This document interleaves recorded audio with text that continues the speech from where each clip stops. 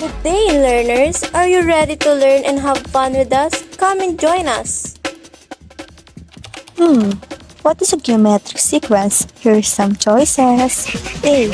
A sequence where each term is found by adding a constant value to the previous term. B. A sequence where each term is found by multiplying the previous. C. A sequence where each term is found by dividing the previous term by a constant value. Geometric sequence is a sequence where each term is found by multiplying the previous term by a constant value. Also, geometric sequences are characterized by a constant common ratio between consecutive terms. This means you multiply each term by the same value to get the next term. At dagdag kaalaman, it is a sequence where each term after the first is obtained by multiplying the preceding term by a non-zero constant.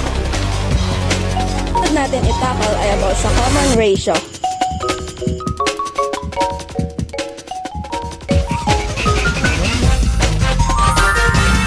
Solve time. 1. Find the common ratio of 3, negative 6, 12, negative 24, and 40. 10 terms of first term. How? Negative 6 divided by 3 is equal to negative 2. 12 divided by negative 6 is equal to negative 2. Sumakatuwid, 24 divided by 12 is equal to negative 2. Also, 48 divided by 24 is equal to negative 2. While in multiplication, we will just multiply negative 2 to 3. So we have the common ratio negative 1. Now, let's go to the problem 2. Find the common ratio of 48, 24, 12, 6, and 3. Looks like it's different from the first problem. 3 over 6 divided by 3 over 3 is equals to 1/2. In easy way, just divide the first term to the second term so we can have 1/2. In multiplication, 48 multiplied by 1/2 is equals to 48 over 2. Now we're going to divide the 48 into 2, so the answer is 24. At last, our common ratio is 1/2. Why? Because the half of 48 is 24.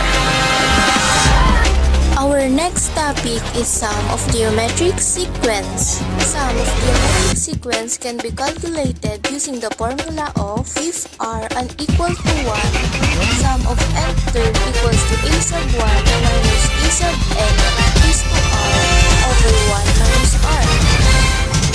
Let's go sa mga problems. What is the sum of the first 8 term of the geometric sequence? 2, 4, 8, 16. Here's the given. The first term is 2. Our number of terms is 8. In the common ratio, we need to divide the second term into the first term so we can have 2. Here's the solution. S sub 8 equal to 2 subtracted by 256, the quantity of 2 over 1 minus 2. The result will be 2 minus 512 over negative 1. So we will minus 512 to 2. So the result is 510 over negative 1. So our estimated answer is 510. The sum of the first n term is 8 equal to 2. Quantity of 1 subtract by 2 raised to 8 over 1 minus 2. We should multiply the 2 raised to 8. 2 will do that 2 times 2 times 2 times 2 times 2 times 2 times 2 times equals 256. Next is 2 quantity of 1 subtract by 256 over negative 1. We have 2 quantity of 255. We'll multiply that 2 to 255. Our answer is 510. Look, the answer in the first formula is the same. Next is the formula of S sub n is equals to NA sub 1. Mas more easy pa ito. The problem here is what is the sum of the first 6 terms of 7, 7, 7, 7, 7, and 7 para we can have the 42. And if gusto mo isolve, here's the solution. The first n term is 6 equal to 6 quantity of 7? Well, just multiply the 6 in the 7. So our answer is S sub 6 equal to 42.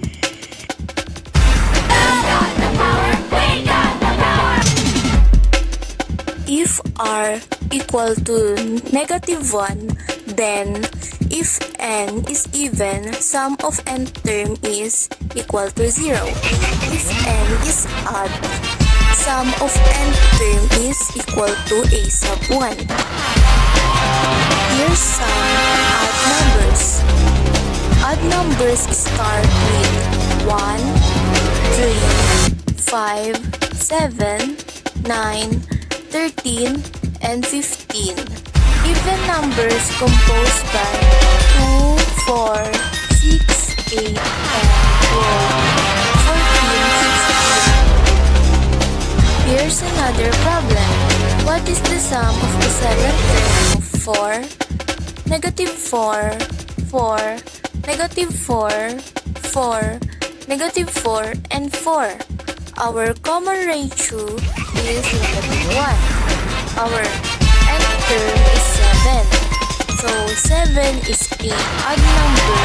So we will use the equation of sum of nth term equals to a sub 1. Solution: S sub 7 equals to 4. Our checking is 4 plus the quantity of negative 4 is 0. Plus 4 plus the quantity of negative 4 is 0. Plus 4 plus the quantity of negative 4 is 0. And plus 4 is equals to 4. So our answer is 4. Let's try using it the sum of the 8th term of 4, negative 4, 4, negative 4, 4, negative 4, and 4. The common ratio is negative 1 while the nth term is 8. So 8 is even number, so we will use the sum of nth term equals to 0. Our solution is S sub 8 equal to 0. Let's try to check it. 4 plus the quantity of negative 4 is 0. Plus 4 plus the quantity of negative 4 is also 0.